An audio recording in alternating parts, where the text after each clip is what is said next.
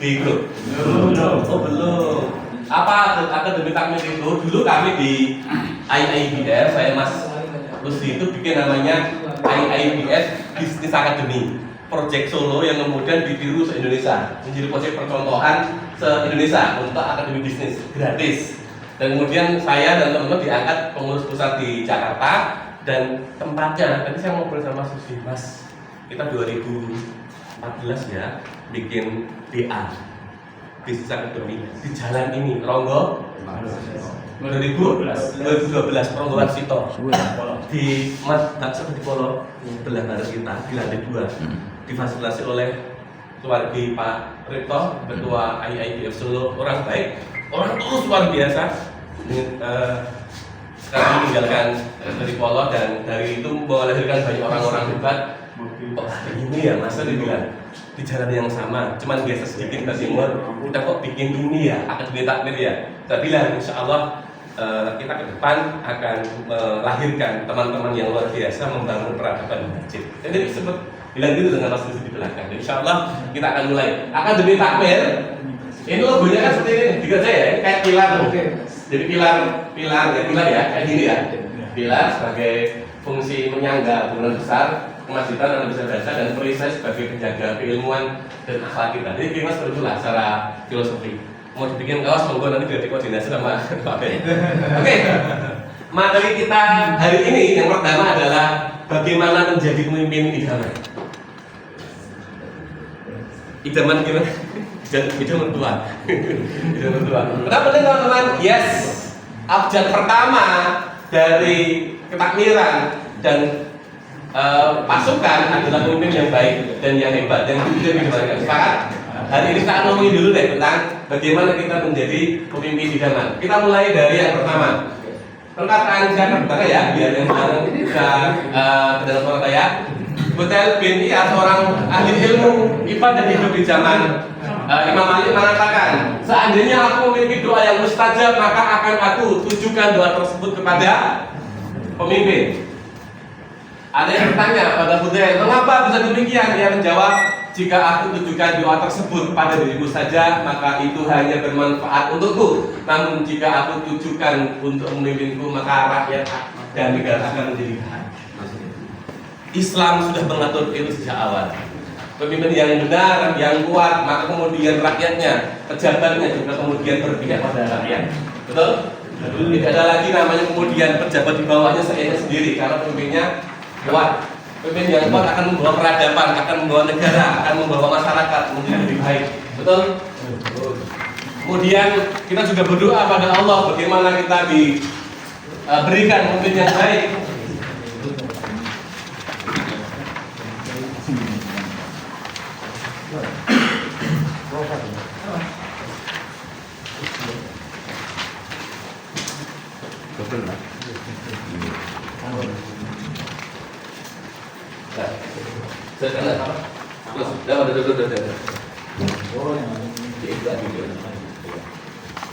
Oke.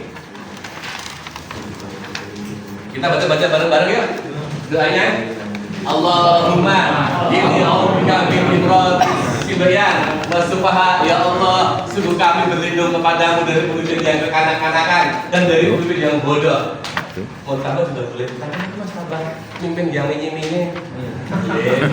Silakan. Hindarkan kami dari pemimpin yang kekanak-kanakan dan yang ini. Boleh mau gue lah. Saya nggak tidur ya. Ya kan berkira macan, ternyata mak-mak. Oke teman-teman, materi kita hari ini terinspirasi dari kitabnya Tarbiyah Al-Qiyadiyah atau pendidikan kepemimpinan. Teman-teman, memang sengaja di materi kita itu ada yang kosong.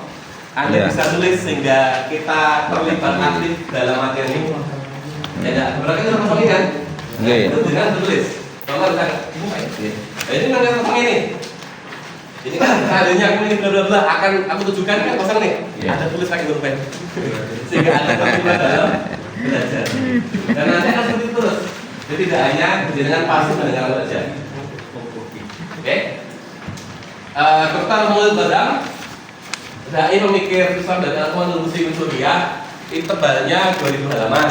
Kami hanya nukil inspirasinya dan beberapa kriteria pemimpin dari kitabnya beliau. Oke, teman-teman, Rasulullah menerima wahyu pertama kali di Gua Hira sendirian. Padahal risalah Islam luar biasa berat. Dan itu pasti nggak mungkin Rasul menanggung sendiri. Nah kemudian dia merancang sebuah sistem, merancang masyarakat yang kemudian sahabat-sahabat umat ini menjadi pemimpin juga. Tidak mungkin dia berangkat sendiri. Makanya dikerjakan oleh Rasulullah di Mekah, kemudian juga membangun orang-orang awal, sebelum awal yang masuk Islam, dididik, betul? Dididik, ditarbiyah oleh Nabi menjadi bagaimana mereka mukmin yang tidak hanya kuat dari keimanan, tapi juga paham betul apa yang akan dia kerjakan. Kemudian juga dia membangun Madinah saat Rasulullah hijrah, membangun peradaban, membangun masyarakat yang tidak hanya soleh, tapi masyarakat yang betul-betul paham caranya berjuang. Itu seorang pemimpin yang kita belajar banyak dari Rasulullah. Kalau kita ngomongin tarbiyah, dia pendidikan kepemimpinan, kita nggak boleh lepas dari materi yang utama itu dari Rasulullah. Kita nggak akan ngambil pendidikan kepemimpinan dari orang-orang kapitalis. Nggak mungkin kita belajar dari barat. Kita belajar dari Rasulullah. Sepakat? Oke. Yang menarik teman-teman, hanya 23 tahun kan Nabi diangkat dari Rasul umur 40 tahun betul. Nabi Sedok umur 60, cukup 23 tahun. Hanya 23 tahun beliau mencetak 2000 pemimpin. 2000 pemimpin tidak hanya di Arab saja loh. 2000 ini akan memimpin dunia. Ingat menaklukkan Persia, menaklukkan membebaskan Palestina, sampai kemudian Islam ke Eropa. Itu dari seorang manusia yang bernama Rasulullah Muhammad. Betul. Artinya Nabi itu tidak hanya dakwah, tapi membuat kepemimpinan, membuat masyarakat yang mampu membuat peradaban. Kalau Nabi yang lain tidak sekedar ngajak orang soleh, betul? Ngajak umatnya untuk tauhid, betul? Tapi Nabi membangun peradaban. Oke? Nah, teman-teman yang menarik, rata-rata umur para pemimpin yang dididik oleh Rasulullah itu anak muda.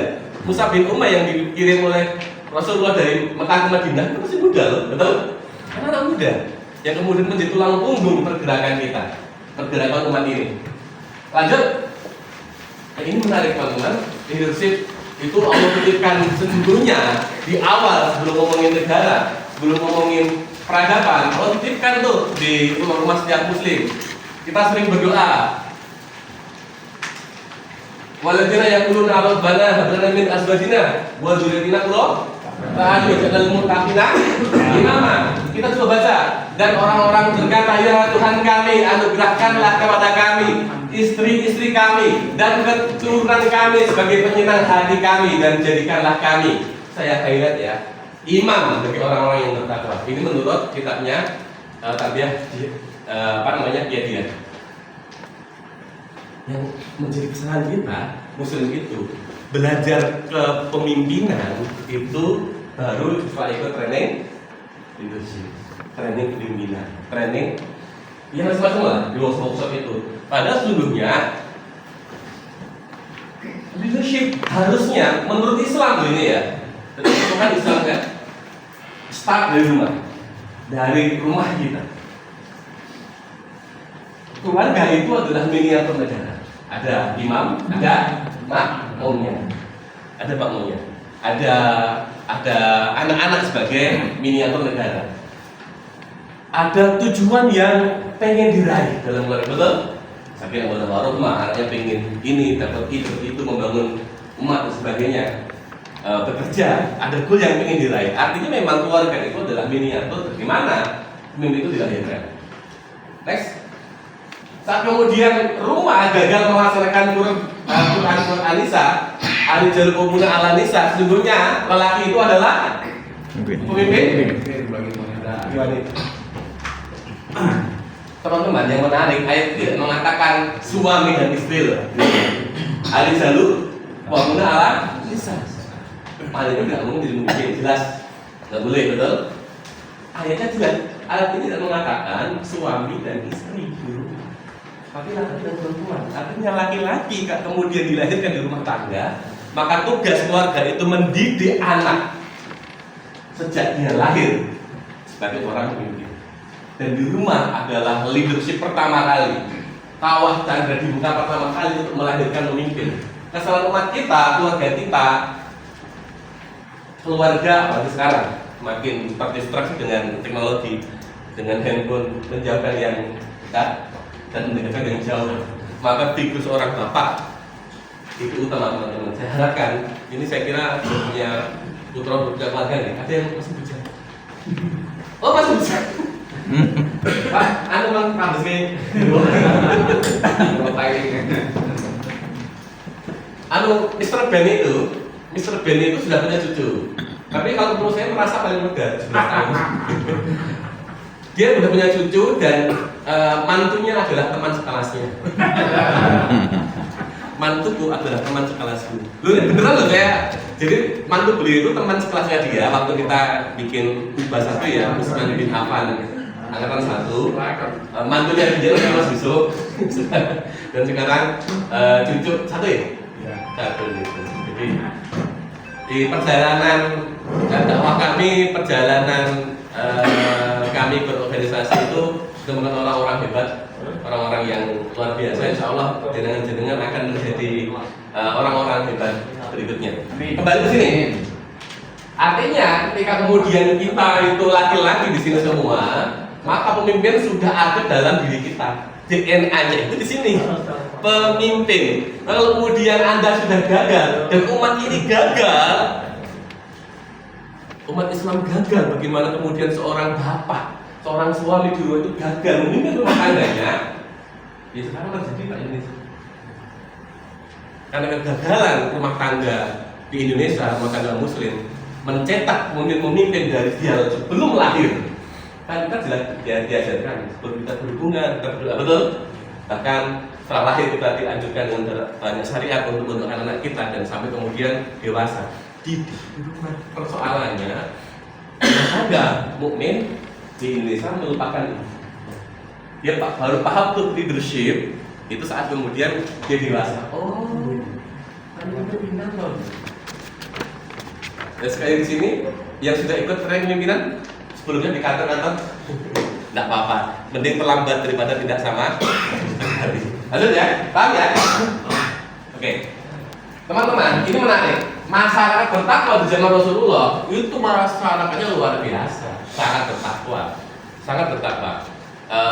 Jadi apapun yang dilahirkan oleh masyarakat menjadi pemimpin, maka pemimpin yang baik. Rumusnya kalau ingin memperbaiki sebuah sistem, lahirkan pemimpin dari masyarakat. Kalau Indonesia sekarang seperti ini ya memang ini citra, Pak. Citra kita negara kita seperti ini, pemimpinnya korup, pejabatnya korup. Kemarin ya, ada truk guling bawa telur yang didapat oleh emak-emak dan orang kampung rebutan telur. Sopirnya kejar-kejaran dulu nih. Rakyat pemimpinnya korup, rakyatnya korup. Kakak ipar saya itu dia nggak marah ya, tuh tadi masa chatting. Oh gini, malas bilang Indonesia gitu. Ini tugas kita semuanya. Wah, tugas panjenengan membangun peradaban di masjid kita. Nggak usah ngomongin Indonesia, ngomongin masjid kita, warga kita, jamaah kita, keluarga yang baik. Bagaimana keluarga mampu menciptakan mungkin yang baik. Ya insya Allah nanti yang muncul pemimpin yang soleh. Nggak mungkin Pak, jangan mengharapkan orang-orang baik muncul di Indonesia kemudian rakyatnya masih seperti ini. Bang cek jamaah jenengan berapa orang? Ya nggak tahu berapa orang. Yang mau menerima suap berapa orang? Kan sedikit. Jadi kan jelas masyarakat bertakwa lahir kan pemimpin idaman. Lanjut ya. Oke, berikutnya dari kosong maka dengan isi 12 atribut leadership. Atribut itu apa? Nah, atribut apa? Atribut partai. Atribut kampanye. Kelengkapan. Apa lagi? Atribut itu quality, karakter, value, nilai yang melekat pada seseorang. Itu atribut yang seharusnya dimiliki. Itu atribut ya. Kami rangkumkan ada 12 atribut sebagai seorang pemimpin yang harus kita miliki kalau kita pengen membangun masjid kita, masyarakat kita menjadi baik. Oh, pangapunten, yang ketua takmir angkat tangan. Oke, siap. Nanti akan ada menurut banyak definisi ya, menurut MIB. Takmir itu apa, markut itu apa. Kita bagi tuh, takmir itu adalah sesungguhnya orang yang terlibat di kepengurusan masjid, namanya takmir. Ketuanya adalah ketua takmir. Jadi ada salah kaprah takmir itu dianggap ketua masjid. Tidak. Takmir itu yang memakmurkan masjid. Ya tentu ini Pak pengurus. Sepakat ya? Nanti ada pemisahan masjid kita bagi nih, ada masjid desa, masjid kelurahan. Masjid desa itu masjid yang ada di pedesaan kayak saya, kayak ketua takmir di desa. Masjid kelurahan itu masjid yang ada di kota. Kemudian masjid transit, masjid kantor, masjid wisata macam-macam, masjid kampus macam-macam. Sehingga klasifikasi masjid membuat cara kita mengatur dan mengelola masjid juga berbeda. Artinya indikator kemakmuran masjid antara satu tipikal masjid dengan yang lainnya beda. Kalau masjid transit ramai terus Pak, lembur lewat. Tapi bukan transit itu masjid Al-Falah itu terakhir itu masjid transit. Jamaahnya ada, lokal ada, tapi kebanyakan transit. Kalau Jogja itu masjid apa? Kampung. Masjid kelurahan. Iya. Kota ya, bukan masjid desa. Kemudian ada lagi masjid kampus macam-macam. Nah, jangan coba nanti di materi berikutnya akan diterangkan itu dan bagaimana cara kita mengelolanya menurut karakter dari masing-masing masjid.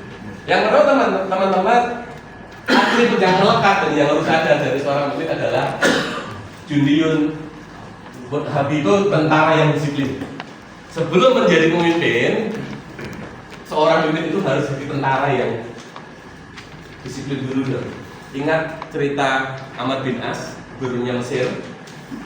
Saat itu ingin membangun masjid dan kantor-kantor di Mesir, harus menggusur rumah seorang Yahudi. Yahudinya protes nih, "Hei mau gitu lah. Apa namanya Quraisy mana? Aku mesti datang ke Madinah." Betul ya? Betul Madinah. Kemudian dia mencari, bertanya, di mana khalifah Muslim? Ada orang yang sedang leher di bawah pohon kurma. Carilah rumahnya dari dulu. Didukung oleh orang-orang yatim dan janda-janda. Yang Amr itu rumahnya besar. Khalifah harusnya dia mikir kalau khalifah Muslim dari Mesir kemudian gede ya lah, istana negara. Istana negara. Ternyata ya oke, sekarang di mana? Ini sekarang berdiri di depan. Gemeter dia. Kayak gini seorang khalifah diadukan, ya khalifah, saya seorang Yahudi, rumahku digusur oleh gubernurmu. Dia berontak, dia ingin mengadukan dan meminta keadilan. Oke, ambilkan tulang, ambil pedangnya Umar, digaris itu tulangnya, betul? Kau pulang ke Mesir, pedangnya Mesir itu berapa itu? Jauh. Itu nggak cukup 2 hari ya? Naik kota, mungkin minggu lebih ya. Dia pulang, diberikan tulang itu kepada Amr bin As. Apa yang dilakukan oleh Amr bin As? Gemetar. Amr bin As orang luar biasa, gubernur yang soleh, maka dia akan jadi gubernur yang baik karena dia adalah tentara yang disiplin, ikut taat. Dan Rasulullah menciptakan para sahabatnya yang nanti jadi pemimpin orang disiplin. Saat di Mekah umat Islam masih sedikit dianiaya, kemudian para sahabat meminta, ya Allah, ya Rasul, tolong ini gimana? Tahan tangan, betul? Belum waktunya. Rasulullah tengah mendidik para sahabatnya menjadi orang-orang yang disiplin. Dan disiplin itu sekarang bilang diri, betul? Menjadi disiplin. Kemarin ada Alphard yang nyelonong waktu ada orang yang berat, betul? Ditepuk-tepuk sama satpam, yang disiplin satpamnya, diculik sama ternyata polisi. Karena sampai sekarang belum balik ya, Pak satpam itu. Walau miswar. Ya seperti itulah, artinya kalau mau disiplin, Anda ingin jadi pemimpin yang disiplin yang baik, maka sekarang saat ini Anda jadi mungkin bukan pemimpin, ya kita jadi orang yang disiplin. Sepakat? Yang kedua, Rasulullah itu saat dia memimpin peradaban Islam itu menerapkan pola, membuat sistem yang kemudian pola itu diikuti oleh para sahabatnya. Rasul itu saat kemudian apa namanya dikepung waktu perang Khandaq ya, perang Paris. Dia menyepakati sebuah strategi. Kemudian beberapa anak itu datang kepada Rasulullah untuk meminta, jangan kayak gitu ya Rasul. Nanti Anda bisa cek di riwayatnya kalau saya salah. Rasul mengatakan tidak, aku sudah menetapkan keputusan ini. Aku akan membolak-balikkan apa yang Rasul putuskan. Oh, Rasul itu orangnya konsisten, polanya gini loh gitu. Oh, berarti bangun dulu masyarakat kecil, kemudian keluarganya, baru masyarakat. Itu pola yang dibikin oleh Rasulullah. Dan pola itu akan bisa diterapkan oleh siapapun dan dimanapun. Kalau Anda ingin melahirkan pemimpin yang baik untuk adik-adik kita, anak-anak kita, masjid kita, Anda terapkan pola ini. Saya belum lama jadi ketua takmir, saya mencoba membuat sistem kaderisasi. Nah, kemudian di masjid saya ada 2 orang, ini Mas dia masuk begini. Ini salah satu takmir kita ikut. Bagian dari kita untuk bagaimana masjid ini punya apa namanya ilmu yang hampir sama, sehingga kemudian sistem itu akan terbentuk. Karena nggak mungkin kita akan kerjakan sendiri. Berikutnya, teman-teman, seorang pemimpin itu punya visi. Visi apa gitu? Oh, Mas Bro, anak muda ini. Iya, gitu apa? Oke, ada lagi? Tujuan. Oh, tak? Itu visi apa? Apa visi itu apa? Visi itu seorang pemimpin yang nanti tidak itu punya gambaran yang jelas. Ini mau kemana ini organisasiku? Mau tak bawa kemana? Rasulullah itu visinya jelas. Saat perang Khandaq, Rasulullah para sahabat menemukan batu yang sangat besar saat dari parer itu. Para sahabat tidak kuat untuk memecahkan batu itu. Rasulullah memecahkan, kemudian dia berteriak beberapa 3 kali. Nanti akan menaklukkan istana putih, istana merah. Itu gambaran jelas bahwa nanti akan kita taklukkan. Dan betul, Al-Fatih menaklukkan Konstantinopel itu ya. Muncullah Khalifah Utsman dan sebagainya. Pemimpin itu punya visi. Oh, ketuanya pengen ini atau gitu. Oke, kita dukung. Jelas mau kemana jelas. Kalau pemimpin nggak punya visi, membingungkan, betul? Artinya begitu sebenarnya gitu. Apa yang mau dikerjakan? Maka kemudian, tapi visi itu menentukan keberhasilan menjadi pemimpin yang baik itu 33% ya. Berikutnya energizing people itu gini, memberikan energi pada masyarakat. Kalian gampang apa tuh Mas? Gampang. Jadi ngecas power bank. Iya. Kalau pengen jadi pemimpin yang baik, ada kayak power bank dulu. Ketemu siapapun, orang seneng. Contoh Rasulullah, tidak ada contoh selain Rasulullah yang luar biasa. Rasulullah itu dia kalau dilihat itu membahagiakan, wajahnya seperti bulan pur cerah. Sahabat yang hatinya gundah kelara sedih, ketemu Rasulullah itu bahagia senang, betul? Menyenangkan. Anda jadi pemimpin, pastikan Anda memberikan energi itu ke teman-teman Anda, ke anggota Anda, ke lembaga Anda, ke kader Anda. Maka saat kemudian Anda toxic, tahu toxic Pak? Iya, pemimpin kok toxic people. Wah, waduh kok bener, kayak ngomong kayak.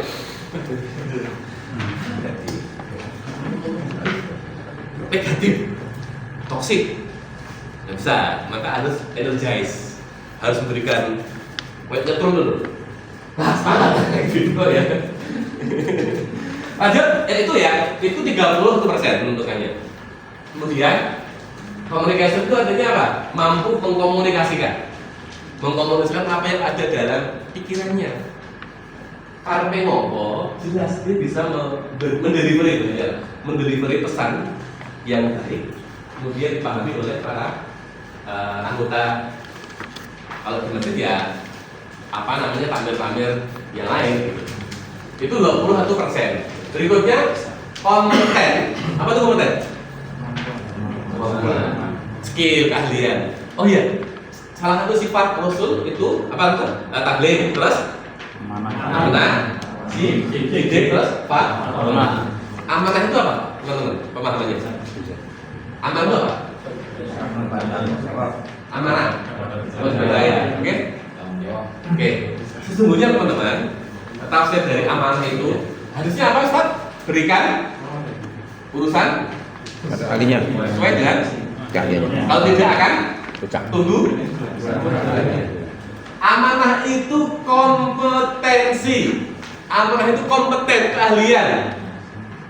Paham ya? Jadi amanah itu sebenarnya tafsirnya itu lebih luas, tidak semata-mata amanah itu dapat dipercaya, tidak. Dapat dipercaya itu adalah bagian dari kompetensi. Betul? Yang kompeten dan Rasul itu kompeten loh ya. Monggo. Rasul itu kompeten loh. Sejak muda saja dia berdagang handal, betul? Udah jujur, pinter dagang. Khadijah, janda kaya raya, cantik luar biasa loh. 40 tahun saya dulu mikir, waktu kecil. Rasulullah nikah umur 40 tahun. Tua ya, ternyata setelah saya dewasa enggak. Tahun 50 tahun itu pada usia matang-matang itu. Ayo betul. Saya baru tahu setelah saya dewasa. Oh iya. Organya matang, pemikirannya matang, cantiknya itu matang loh ya. Ya.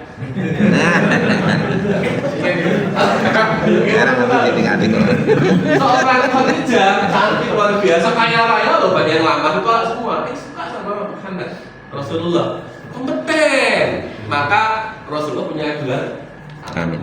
Kompeten teman-teman, punya kompetensi, punya keahlian. Ahli lah gitu, enggak mini. Itu hanya 100%. Artinya apa? Keberhasilannya. Kemudian terakhir apa ini?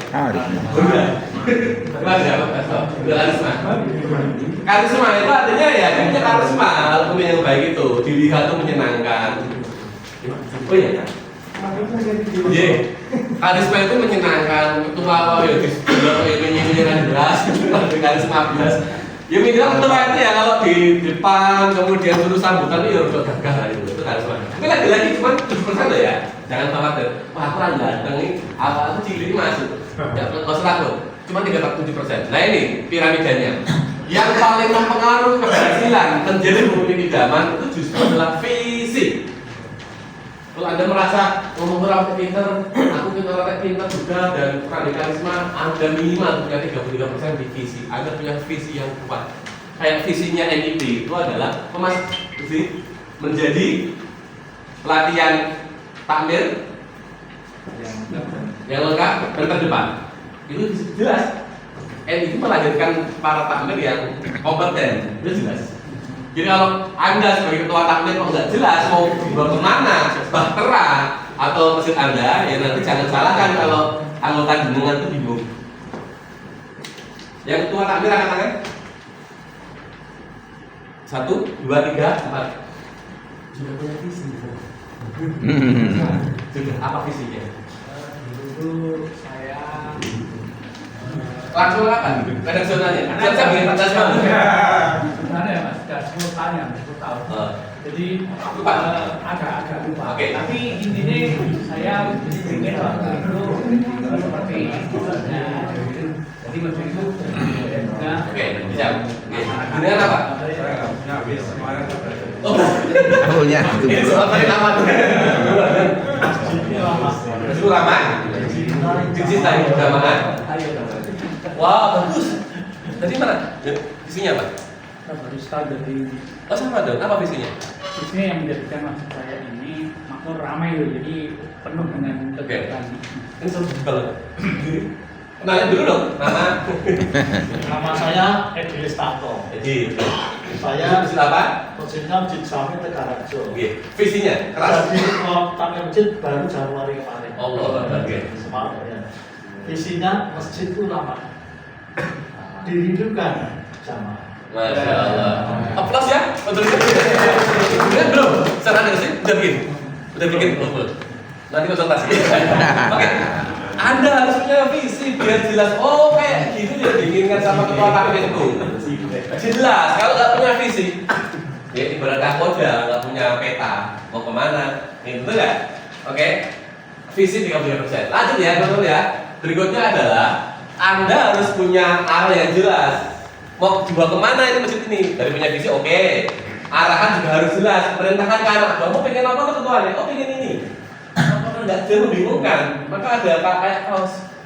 Arahnya yang di, wah, membingungkan loh. Mau dibawa kemana tuh negara ini? Gitu. Mau dibawa kemana tuh masjid ini? Nggak jelas. Maunya A, besoknya B, gitu loh. Maka jelas pula apa yang dengan ingin tuju dan komunikasikan baik, maksudnya Pak? Oke, Pak Edi. Oh jelas, masjid ramah dengan jamaah itu jelas visinya, terus didukung di dalam bentuk direksi, bentuk perintah yang jelas. Kayak gini, kamu katakan ini siap tuh Pak. Maka enak, capai visinya. Kalau enggak, Anda tidak bisa memberikan arah yang jelas, membingungkan, mereka tidak akan paham ya. Lanjut.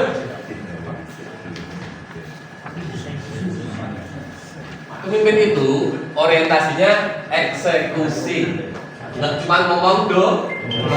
Dia harus mampu membawa energi eksekusi itu kepada timnya. Oh, kapan mau eksekusinya dilakukannya kapan, deadline-nya kapan, siapa yang bertanggung jawab, apa yang dibutuhkan.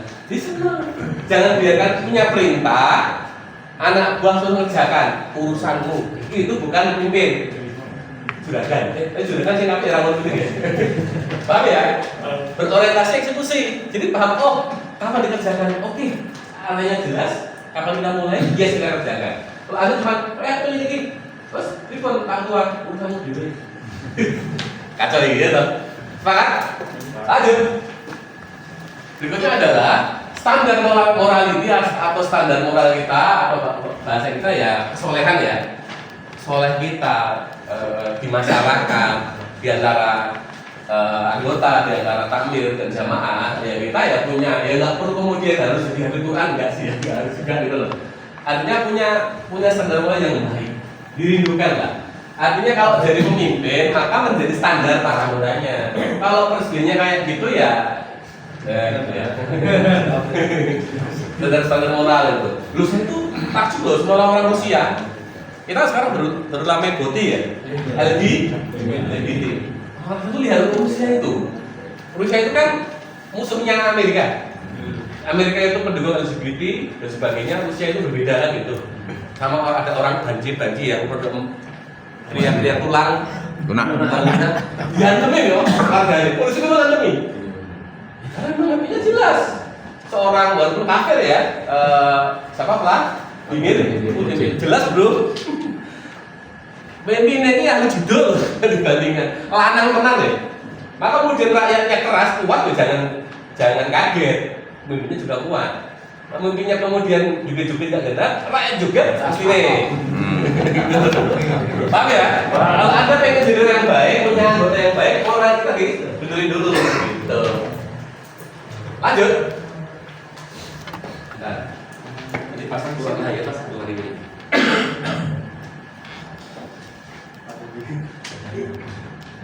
Nah, yang berikutnya adalah Anda jadi pemimpin itu realistis saja, teman-teman.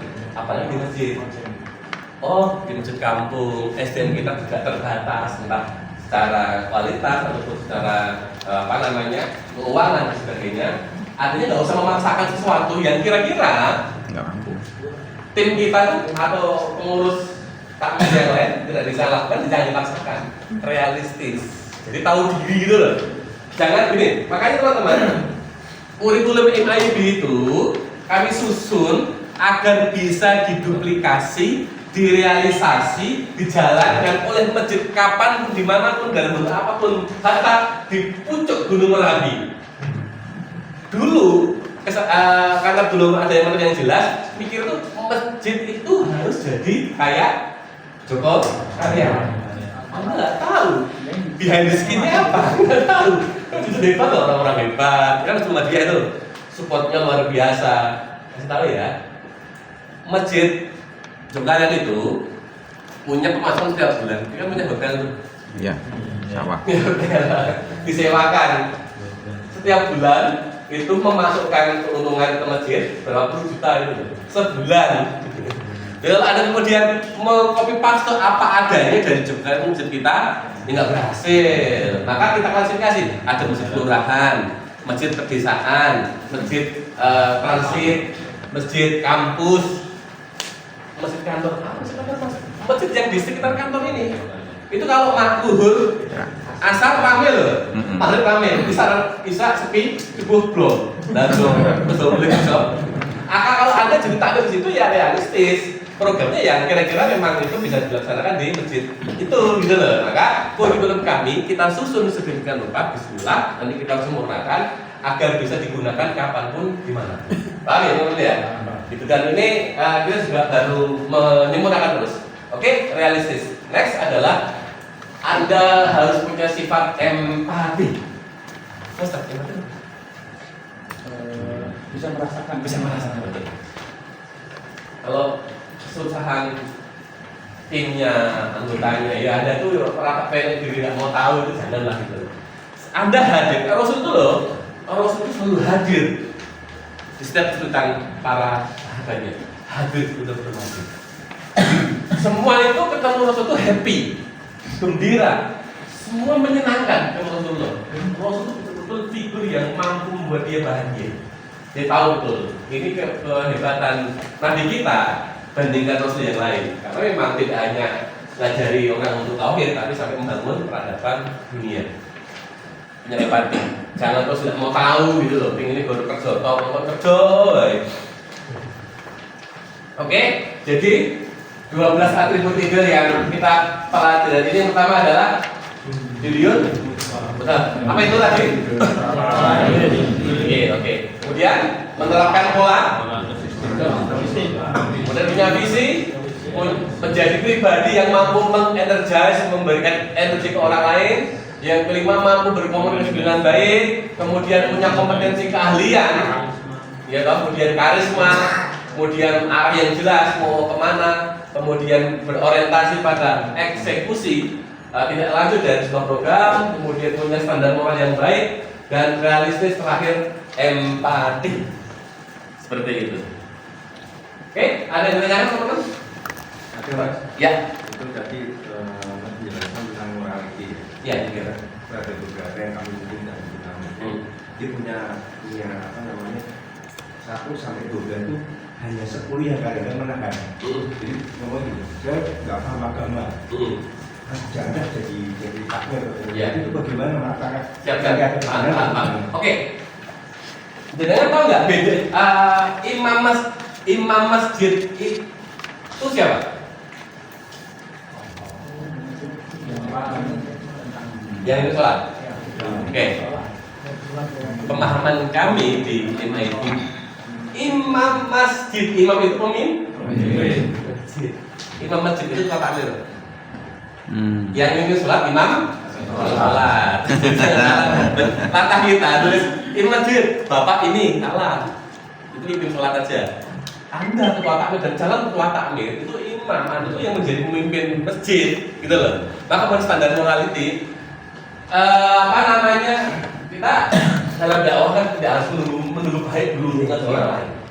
Ada yang motivasi itu menjadi, teman-teman, saya gini, ya energi yang saya pakai di diri saya dan teman-teman adalah kita itu pelayannya maksudnya Allah tuh. Kita ini kan manusia yang penuh salah dan lemah, betul? Kita ingin dapat pertolongan Allah, betul tak? Nah, masjid itu adalah rumahnya Allah.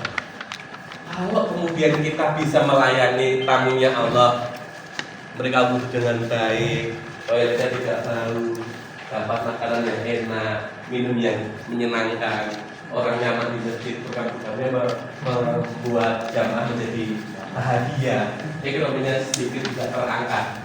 Maka saat kemudian kita berdoa karena kita punya masalah Robbana, duh pangeran, mulai niku nembe wonten ini dan itu, kita nangis dia kepada Allah. Lalu kita pembantu di rumah saja ART itu digaji loh sama bosnya Kira. Nah kita ini kan pelayannya Allah di masjidnya, di rumahnya. Kalau saya mungkin malu ya menungso. Saya ketua nih, ketua MIB. Mungkin Pak Ben minta apa saya ngelalu ya wajar, saya itu menungso. Tapi kalau Allah jenengan ngeluh, Allah ya hambaku, saya melayani umatku, kene penjelo.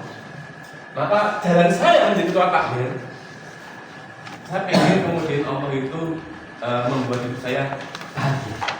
Allah itu hadir dalam kehidupan kita karena kita melayani jamaah, melayani tamunya Allah di masjid. Saya kira energi itu, Pak, yang perlu disampaikan ke orang yang merasa aku belum merasa ini, sampaikan energi itu. Kita melayani Allah. Kita pengen tuh orang lain bahagia, orang lain senang. Maka biarkan Allah akan menolong kita. Kekecewaan yang paling besar adalah kekecewaan bergantung pada manusia, kata Sayyidina Ali. Maka pasti kecewa, betul saja. Kita bergantung pada manusia itu pasti kecewa. Wong konco ditulungi, butuh apa diparingi, dikei, baru butuh lali. Tapi Allah nggak mungkin lali. Allah itu tidak insya Allah. Kalau kita insya Allah, Allah nggak akan insya Allah. Allah pasti dan melayani rumahnya Allah, melayani masjid. Sehingga kita punya privilege di depan Allah. Terus saya itu kalau ke masjid, teman-teman ya, aku berpikir, aku anaknya kok pakai peci, pakai sarung, pakai kopiah dan sebagainya. Apa manaknya kok? Aneh dinas. Ketua takmir, pengurus takmir itu kantornya di masjid. Ada yang pegawai negeri, ada yang karyawan swasta. Anda kalau bangun pagi pakai seragam, itu mikirnya ngantor, betul? Energinya ada pengabdian, betul? Gen bosku seneng, pimpinan gen seneng, gen nggak gaji. Lah Anda itu bekerja loh di rumahnya Allah. Anda itu pegawainya Allah, dinas. Maka mindset saya begitu saya mau masjid. Maka saat datang itu mindset kita tidak sekedar buat sholat. Anda itu pegawainya, pelayannya masjid itu. Pastikan jamaah yang lain mendapatkan tempat yang baik, wudunya baik, betul? Oh, kita punya program makan, mereka makan dengan baik, kita tawari. Tempat sholatnya nyaman, ya enggak? Orang senang. Tugas kita kemudian sholat, memastikan semua baik-baik saja. Lalu kemudian kita juga ikut sholat. Kalau Anda pakai mindset itu, beda Pak. Ini Pak, ngantor. Ngantor bosan, Anda cetak. Aku dinas ya. Dan kerjaan dinas di masjid itu paling lama 5 waktu kan kita, dan sampai tidak terlibur. Loh itu kalau dengan rupiah kan, kalau kemudian pahalanya itu diketaknya sekarang, bukan kabeh jadi takmir Pak. Benar Pak ya?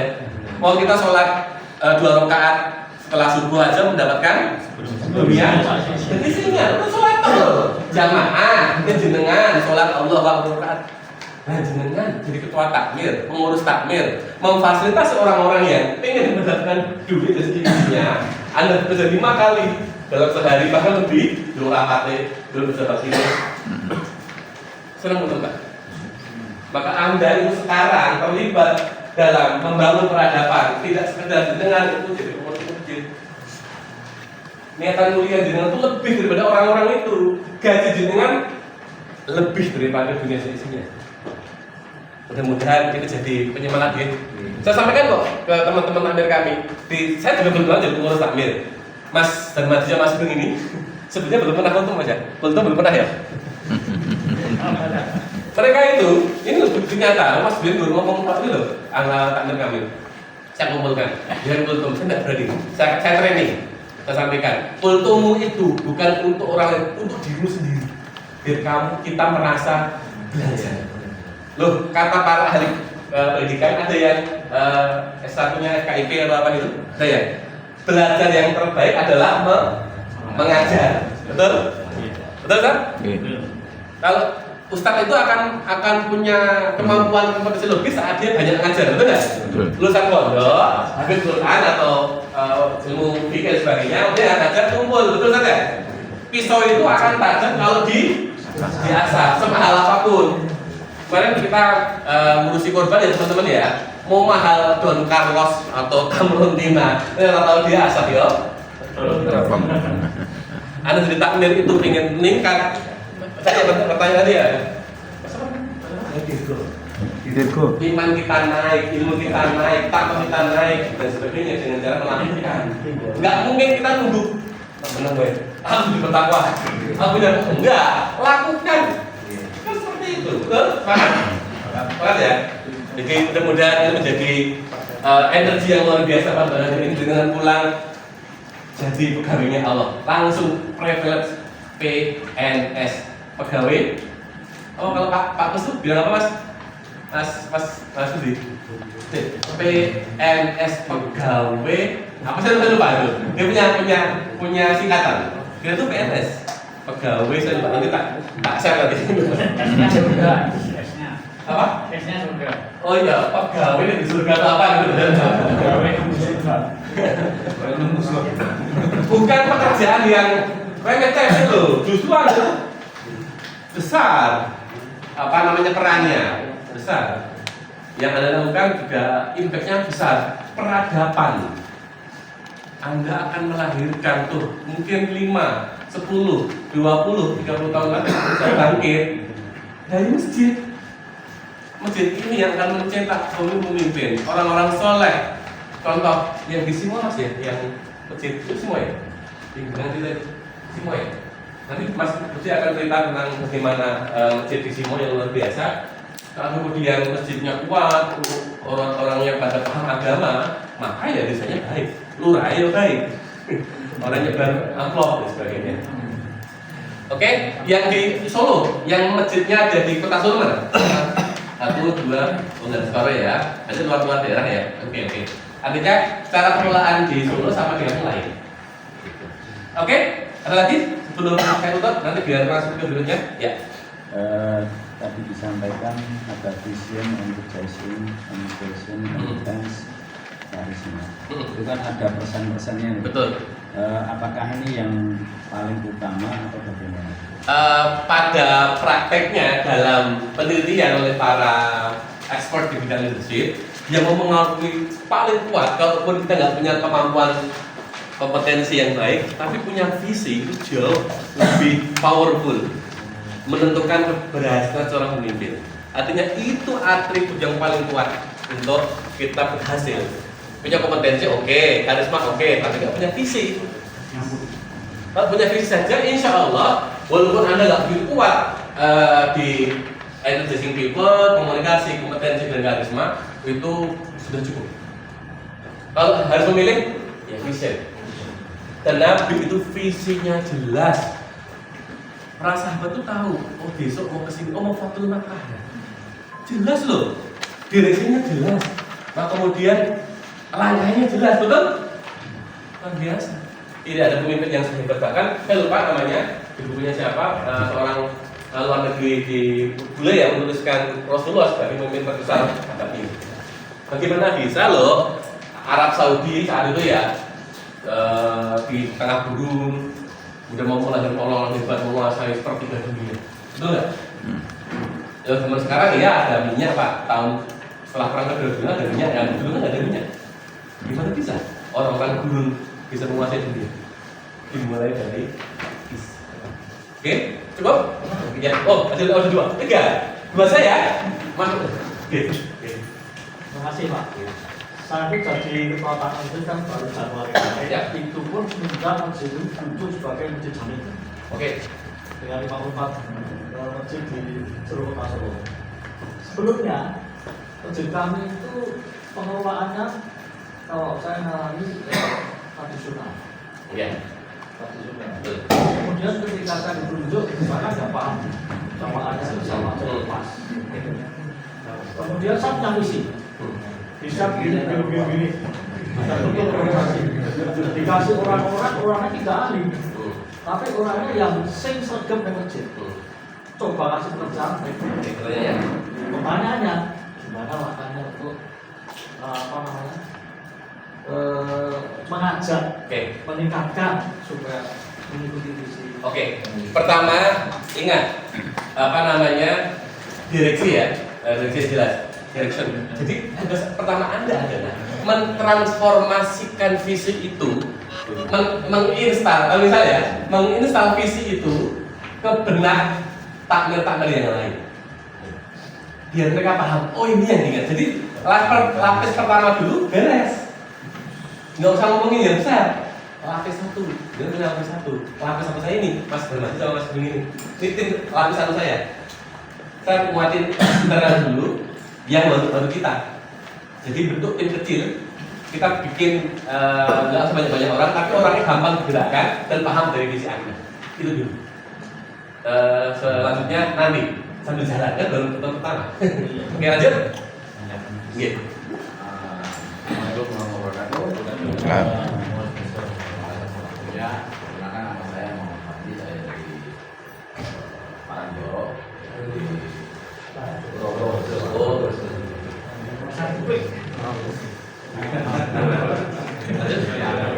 Jadi mungkin saya ada waktu sedikit untuk menyampaikan salah satu motivasi saya untuk hadir di sini adalah pertama, mudah-mudahan nanti dari sini tidak hanya sebagai pemimpin tapi juga sebagai problem solver ya.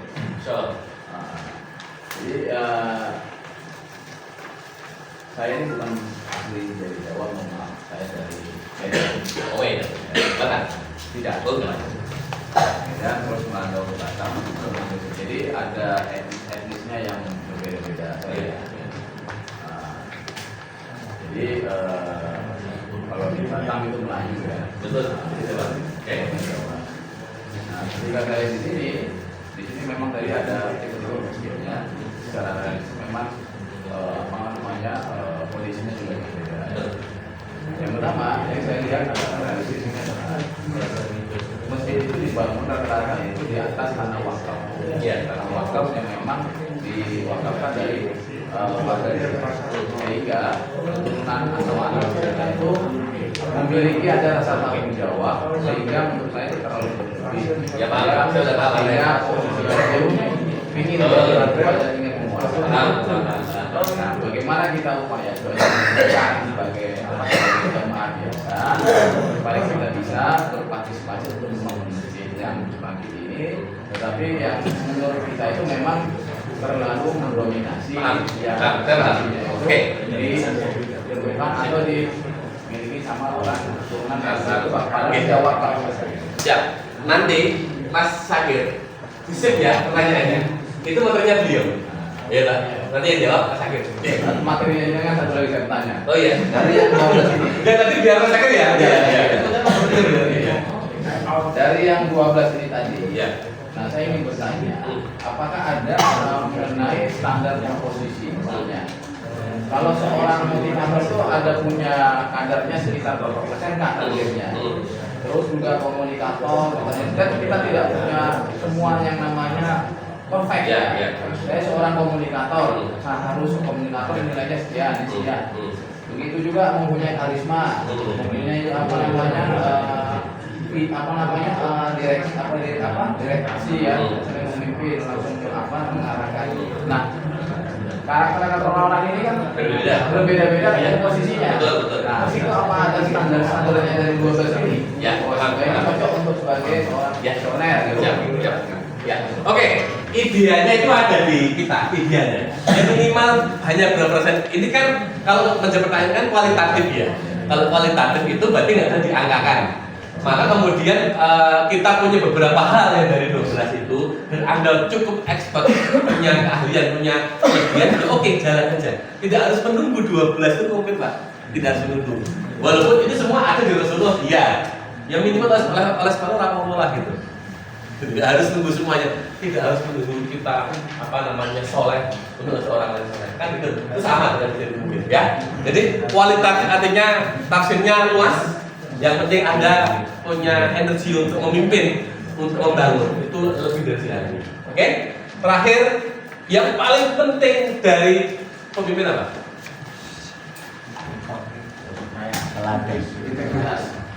Yang paling penting dari pemimpin adalah huruf N. Kalau tidak ada N dari pemimpin, saya bicara assalamualaikum warahmatullahi wabarakatuh. Waalaikumsalam warahmatullahi wabarakatuh. Selamat untuk pembicara.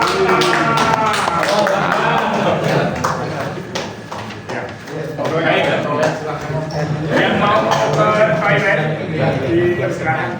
Baik, materi pertama tadi disampaikan oleh Kang Wiwin atau Win Sarana. Tadi belum identifikasi juragan Batik Custom dan sekaligus ketua takmir Masjid Taufik di Pagi. Saling Klaten. Saya pernah ke sana beberapa kali tapi dapat. Dan beliau bapak dari 3 putri. Baik, untuk menjemput supaya kita semangat. Masih ingat